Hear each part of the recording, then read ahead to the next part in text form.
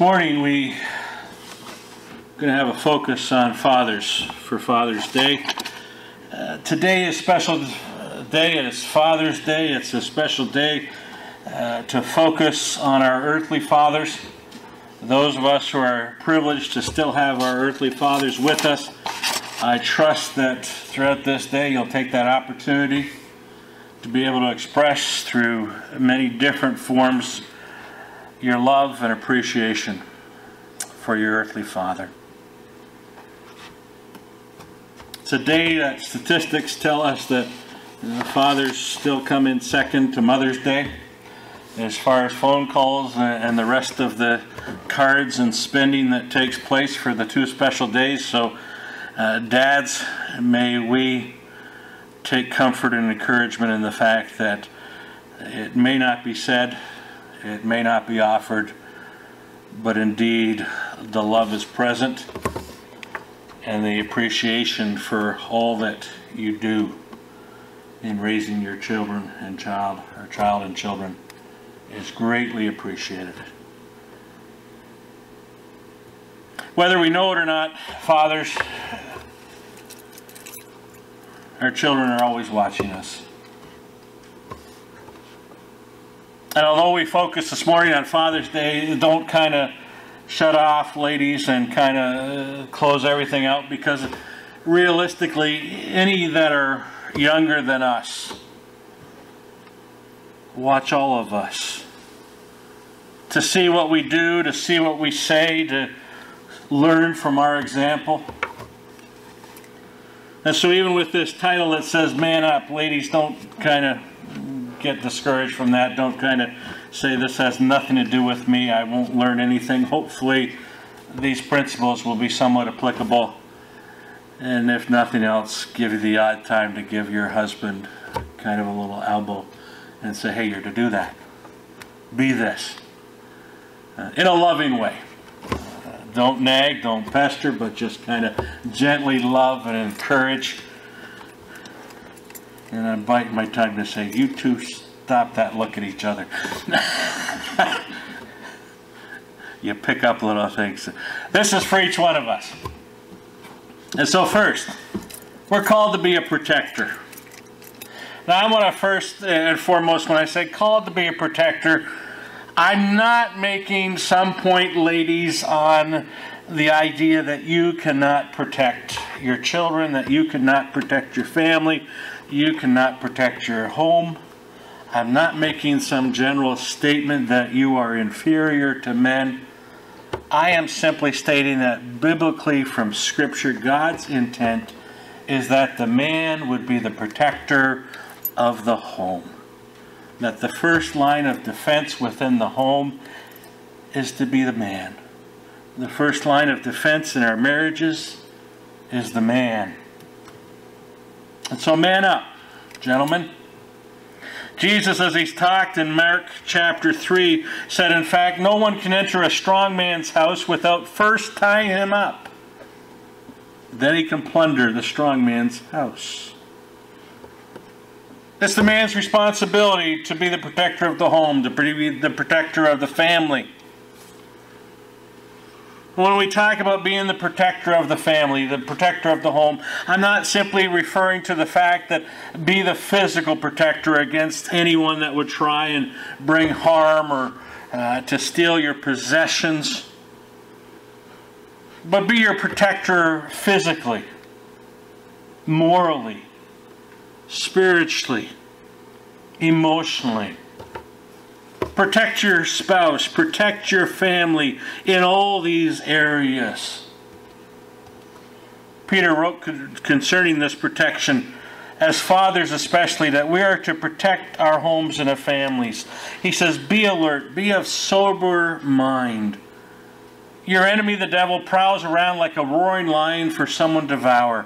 Resist him, standing firm in the faith, because you know that the family of believers throughout the world is undergoing the same kind of sufferings. Gentlemen, we especially are called to be the barrier. To be the ones that put up the wall of defense against our marriages, against our families, for all the attacks that the enemy wants to bring against us.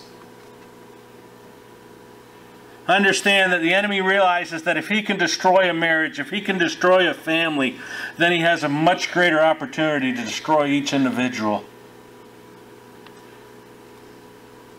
So we are protectors. Good protectors protect our wives, protect our child, our children. But we also protect ourselves. Solomon wrote, above all else, guard your heart, for everything you do flows from it. The best defense for our family, for our marriages, begins with defending ourselves. Protecting ourselves, guarding our hearts, our minds, guarding our very beings from all that the enemy would want to bring our way. To be pure in our thoughts and our actions, to be a protector in all areas for our spouse, for our child and children. So be a protector. Man up and be a protector. Secondly, man up and be a provider. If you and I were to look very closely today, we would look at what society calls a hero. And so often I think society calls a hero those who are in our entertainment field, those who are in our athletic fields. They look at them and they say what heroes they are, what tremendous pedestals we raise them up to. And yet with a close examination of their lives, we find both in the athletic and the entertainment field so many men who are not heroes but zeros. Because what we find that they are doing is not providing for their families. We find that they've had children out of wedlock and they're not handling the responsibility of providing for them and looking after them. They're not our heroes today. They're not the ones that we should raise up on a pedestal and look at. The ones who we should raise on a pedestal and look at, the real heroes in today's society, are the one who earn enough through their sweat and effort to put food on the table, a roof above the head, clothes on the backs of their family. They are the ones who are doing what they've been called to do. They are the ones who are providing for their family. God says, by the sweat of your brow you will eat your food until you return to the ground, since from it you were taken. For dust you are, and to dust you will return.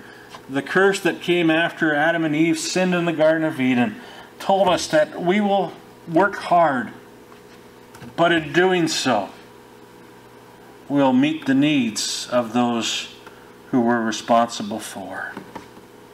Be a hero, gentlemen.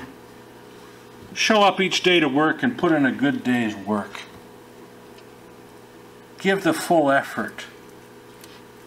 The real heroes work hard, pay their bills, provide for the needs of their family. Those are the real heroes.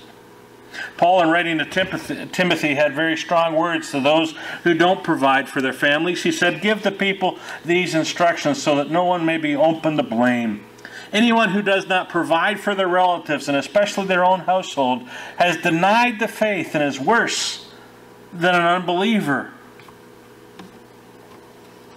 Those are strong words. Paul was telling Timothy, listen, you're responsible not only our own immediate family, but our relatives. But especially our immediate family.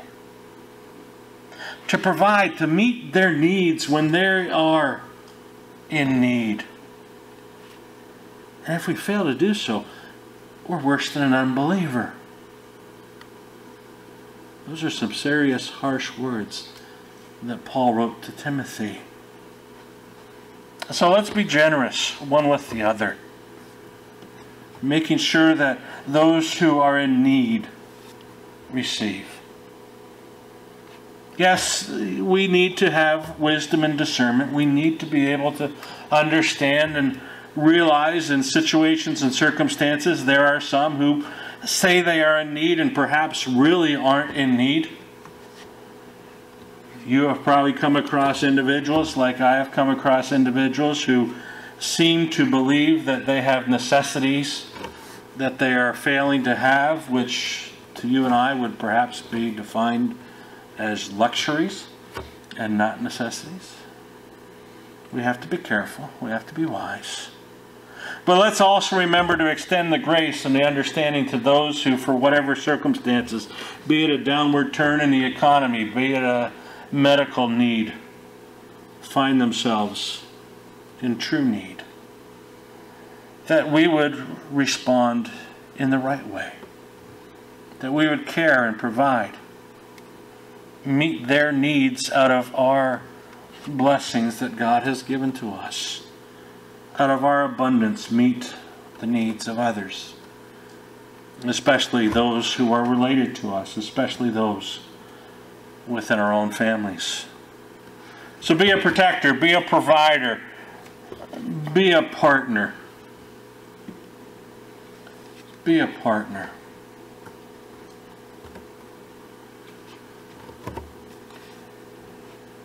Men, our partner is the one we've chosen.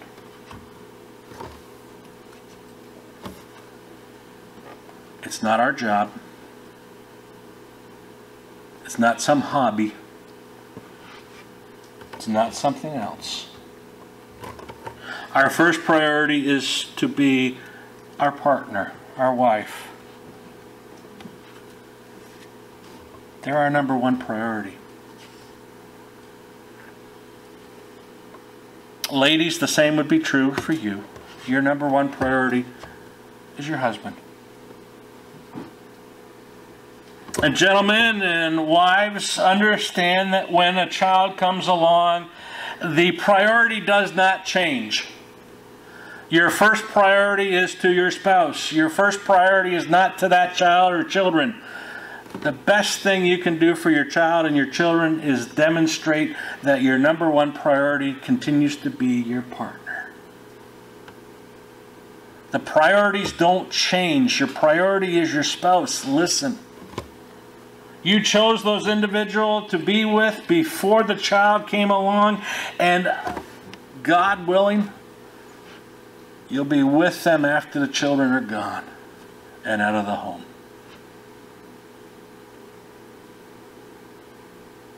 So make them the number one priority. Making them the number one priority will allow your child to grow up knowing that mom and dad have a stable, growing a relationship. Seeing the demonstration of how a family works.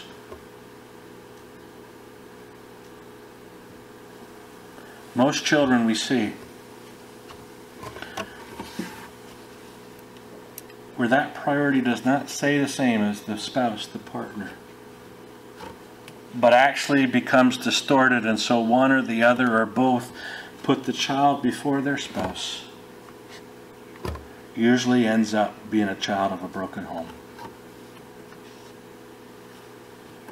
Because the priority has got out of whack. Paul penned these words to the church in Ephesus: "Husbands, love your wives, just as Christ loved the church and gave himself up for her, to make her holy, cleansing her by the washing with water through the word, and to present her to himself as a radiant church, without stain or wrinkle or any other blemish, but holy and blameless. In this same way, husbands ought to love their wives as their own bodies. He who loves his wife loves himself." Gentlemen, we are called to love our wives in a sacrificial way. That means we give up our wishes, our desires, for the betterment of our wives.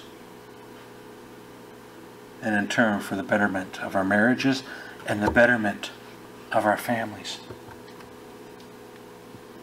That's what we're called to do as a partner. Peter reinforced Paul's words when he said, "Husbands, in the same way be considerate as you live with your wives, and treat them with respect as the weaker partner and as heirs with you of the gracious gift of life, so that nothing will hinder your prayers." Don't get hung up on the term weaker partner. We are to love them. We are to esteem them. We are to place them before ourselves. She is our partner. Jesus, referencing what had been given in Genesis, said this, haven't you read? He replied that at the beginning, the Creator made them male and female, and said, for this reason a man will leave his father and mother and be united to his wife, and the two will become one flesh. So they are no longer two, but one flesh. Therefore, what God has joined together, let no one separate. That moment in time comes. There's a change in the relationship. Husband and wife become partner. Become new priority over the old priority of child and parent. We're married, the change takes place. Your wife becomes number one priority. Doesn't mean we completely do away with our priority as being a son or daughter of our folks. But there's a reordering. Your wife comes before your mother, your father. You put them ahead. They're your partner. It's a completely different relationship that takes over. It's a completely different priority.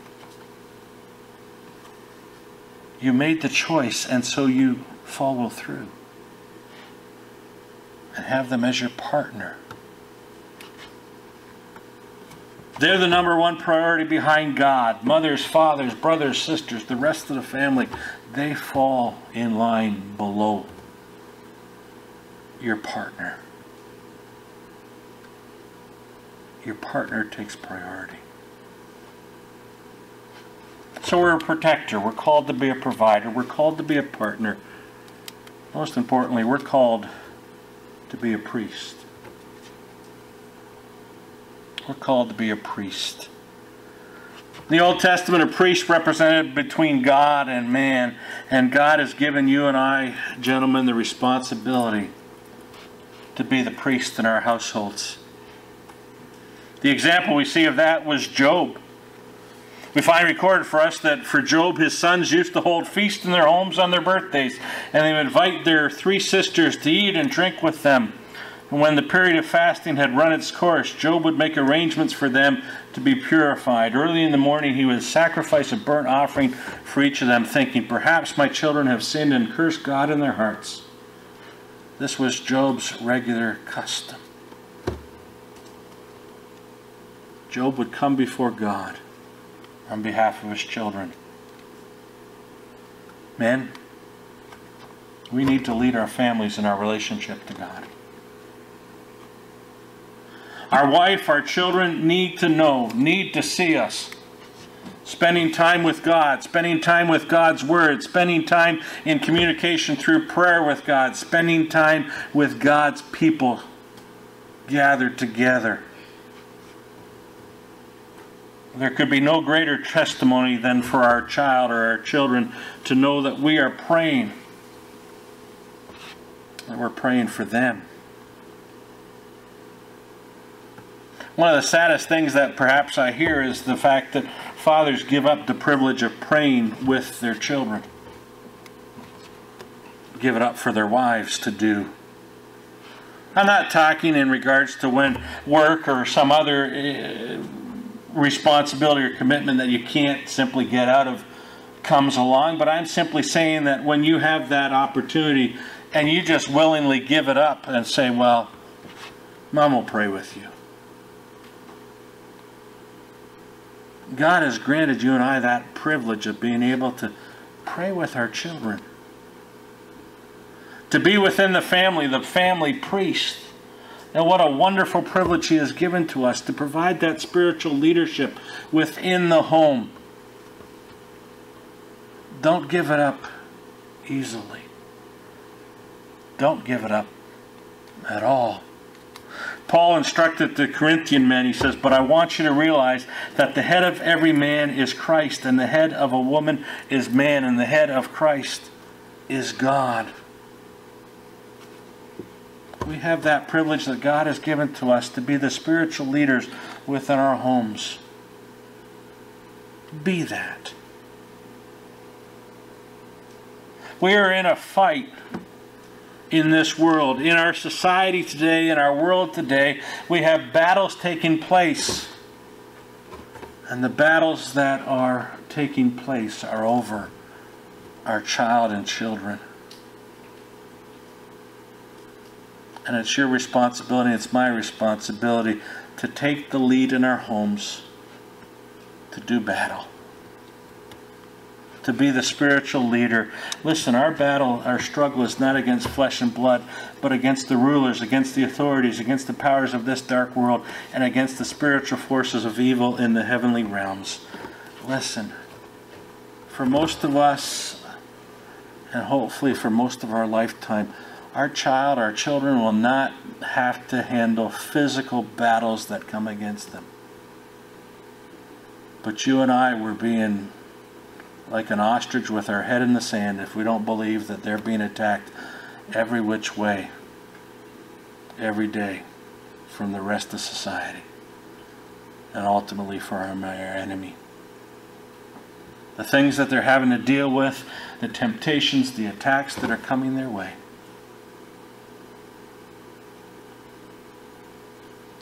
We know it. We need to protect them. We need to be in prayer for them.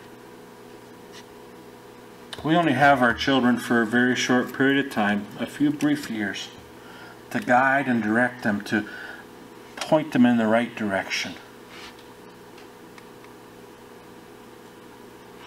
But eternity is at risk with what we do during those few short years. The decisions that we make within our homes will have an eternal response in our children. Man, our example especially has a tremendous impact upon both daughters and sons. They may not agree with it, they might not say it out loud, but gentlemen, oftentimes our daughters learn from us the kind of men to look for their partner. They learn from us how they expect or should expect a man to treat them because of the way that we treat their mother.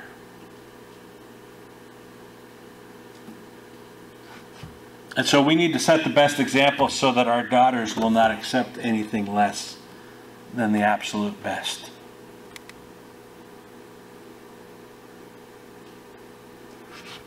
Dads, in relation to sons, they look to see how we treat our wives so that they understand and learn how to treat their eventual wives and how they should treat them. So you and I had better do the best job we can to make sure that our sons are being trained in such a way that they will treat their future wives the absolute best possible way. And just think, you want your son to treat his future wife, his future partner, the same way you'd want your daughter to be treated by her future husband or partner. Dad, this is so very important for us to understand as well. We have a tremendous responsibility for the spiritual leadership, especially of our sons in relationship to Jesus Christ. When our son sees the importance that we place on having a relationship and living for Jesus Christ, that has a tremendous impact and imprint upon our sons, more than anyone else in the family.